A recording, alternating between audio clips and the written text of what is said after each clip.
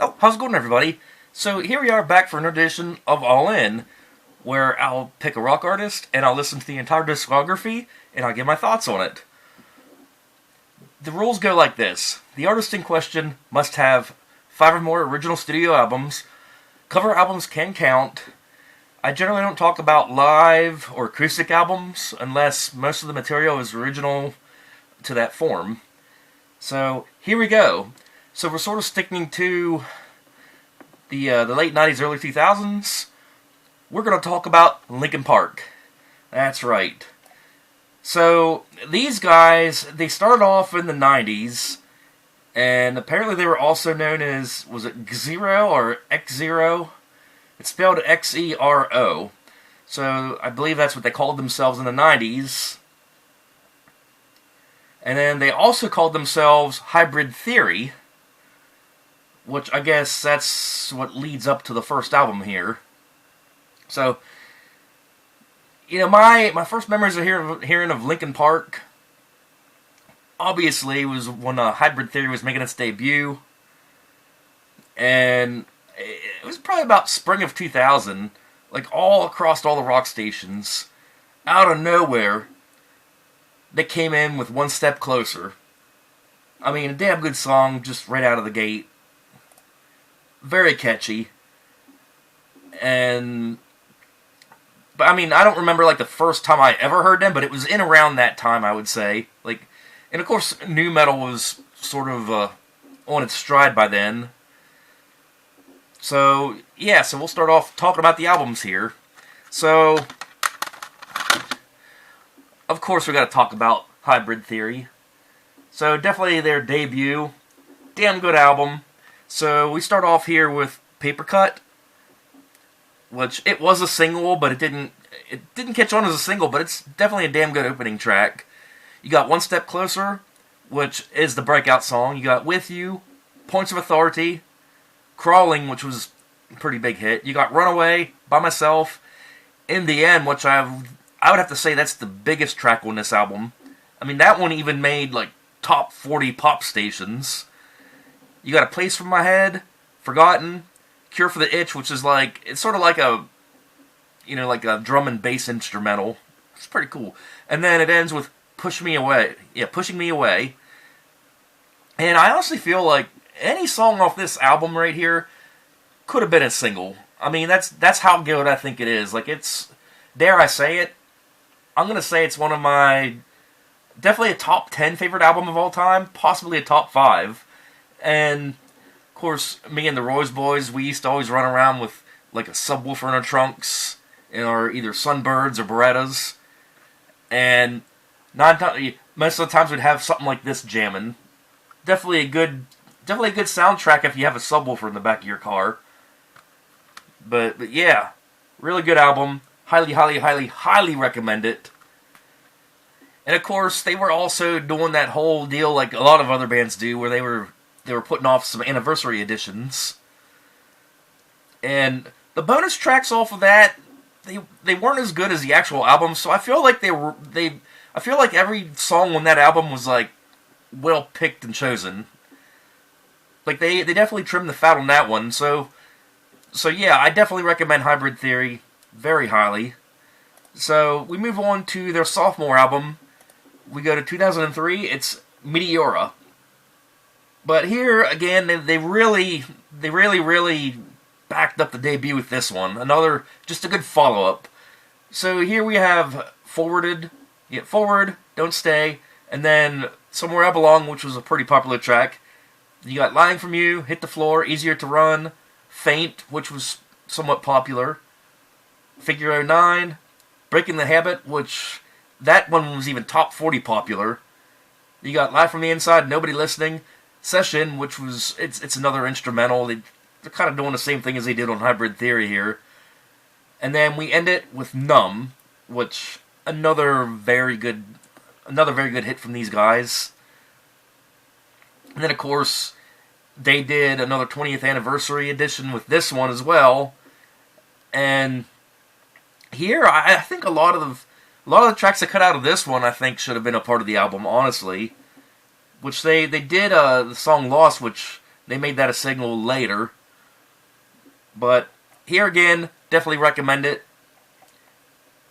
So then we move on into 2007 with Minutes to Midnight. So here's where you start hearing them depart from their new metal roots a little bit. So we start off with Wake, then we have Given Up, which it's a pretty hard song, really good, really popular. We have Leave It Out to the Best, Bleed It Out, which was the breakout song to this album. Shadow of the Day, which was top 40 popular. What I've Done, Hands Held High.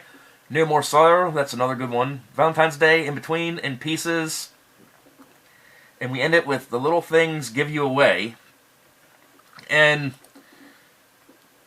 you know, I don't think it was as good as the first two, but I mean, definitely a lot of solid hits on it for sure. So, yeah, definitely worth it. And then, it was 2008, I believe it was, or was it 2009? Yeah, when did this... Oh no, this came out in 2007. So, here we have the Transformers soundtrack, and the reason I'm talking about this is because the first track on this is What I've Done by Linkin Park. Definitely a big hit on this one. Never was really on an album, except maybe it was a bonus cut on one of the albums later, but originally it was exclusively on this particular album.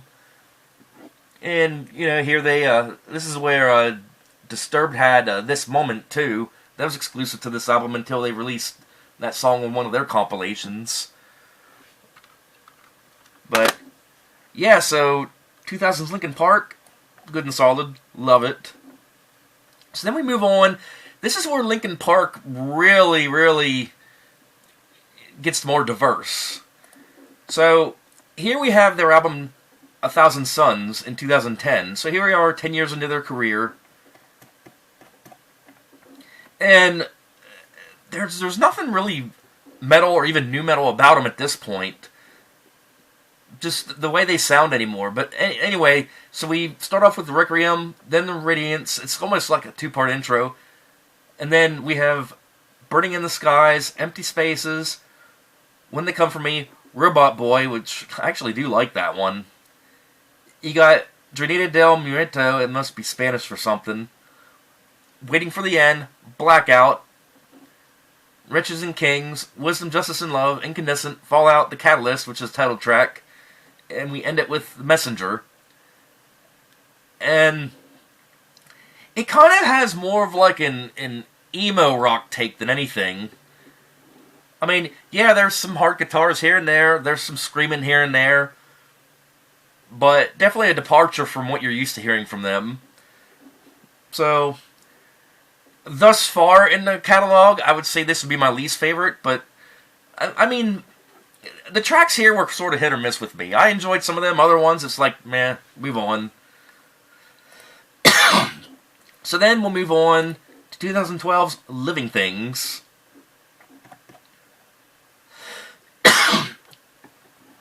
So, here, they sort of got a little more poppy, but yet a little more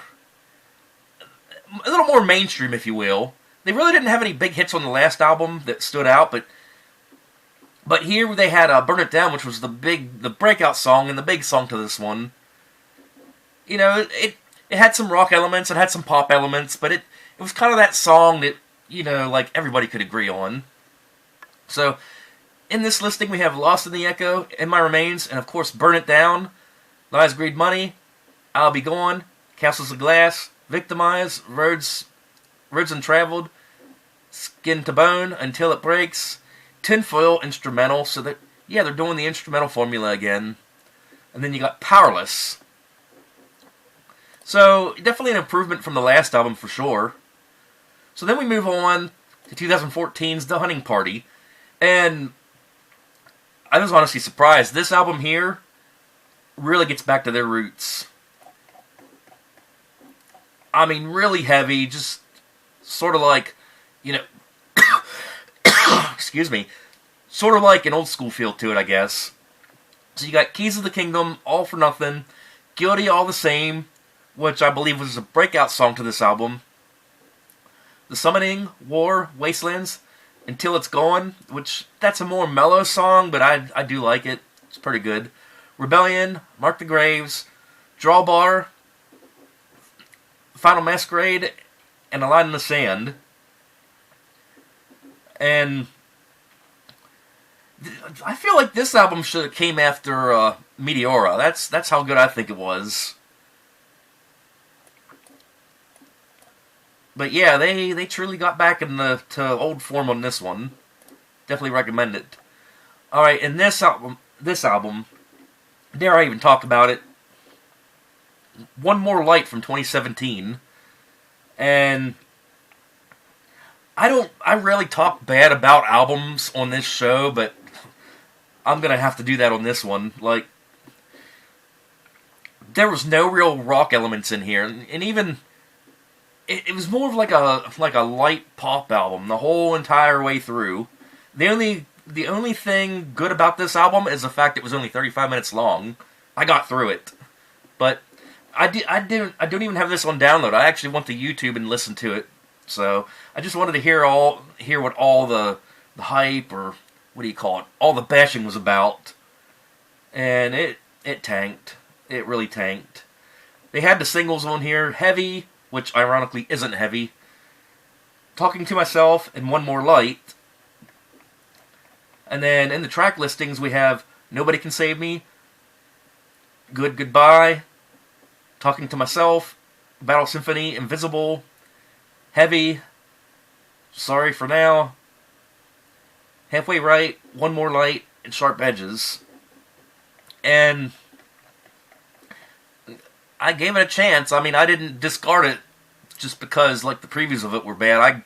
I fully listened to it, and it was like, oh god, is this over yet? Like, yeah, so that's kind of a reason I did this all in. Like, they have one of the best albums I ever heard, and one of the worst albums I ever heard. But I mean, you can't really fault them for trying new things, though, either. So, I mean, I'll give them credit for that. So, after this album, this is where we ended up losing Chester to him deleting himself, unfortunately. 988 if you feel the need to do so.